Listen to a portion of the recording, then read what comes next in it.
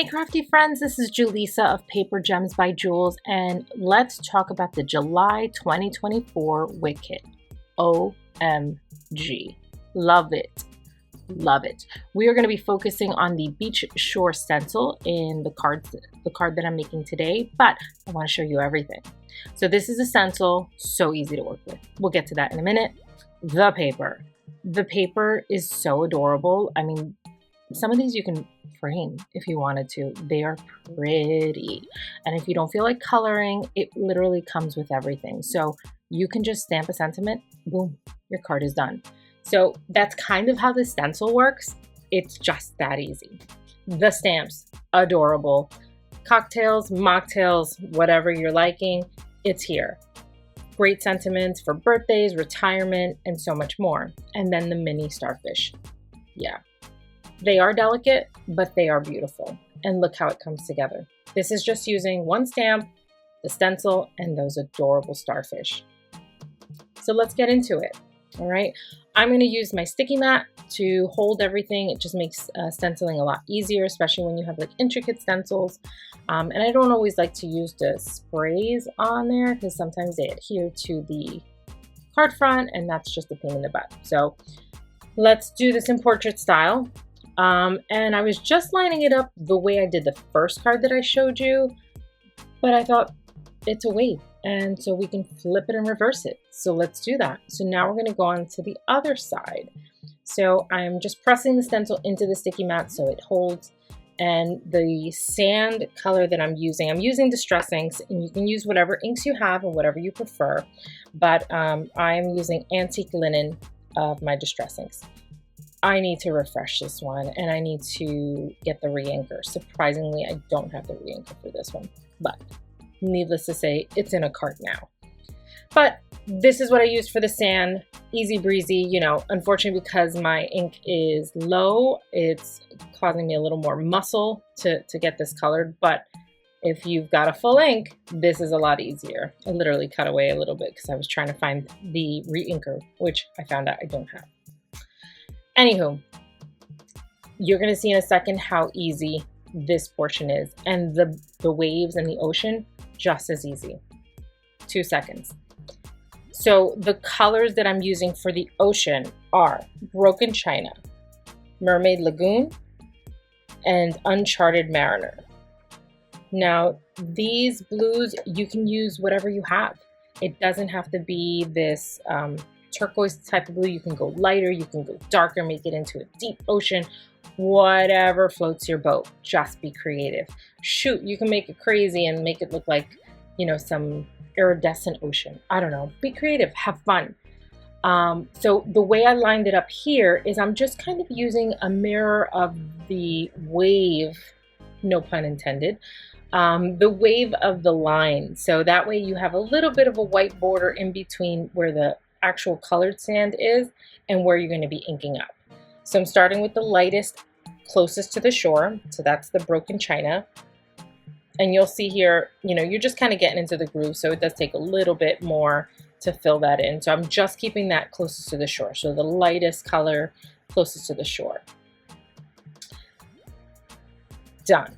Next color, Mermaid Lagoon. Pretty self-explanatory. All right, and so now I'm going to keep that away from the edge, but we're going to blend that in so it comes, you know, just has like a little bit more depth. And you could use just 2 colors. You don't have to use 3. I just wanted to use 3. I was trying to mirror the sample that's on the cover of the Whit kit, so that way I can kind of make sure that this is the look. And when it happened, I just fell in love.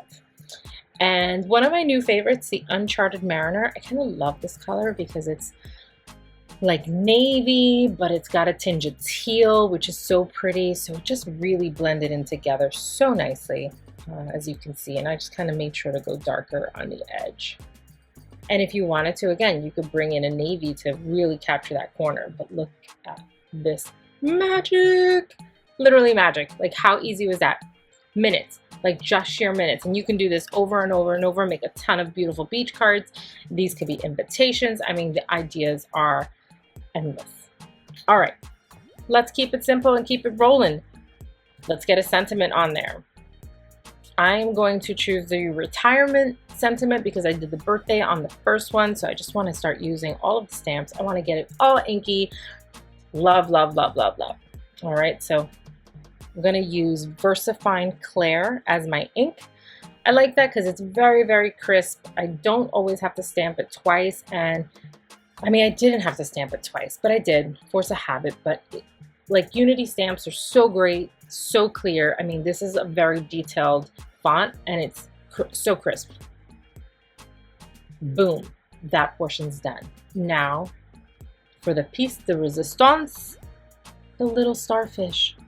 So again, I had mentioned that they are delicate because they are real. So they are dried starfish. So what I did, I'm trying to find the mat for it. I was going to use brown, but I was like, not feeling it. I don't really like it. Then I noticed I got ink on it. Oh, crafters problems, right?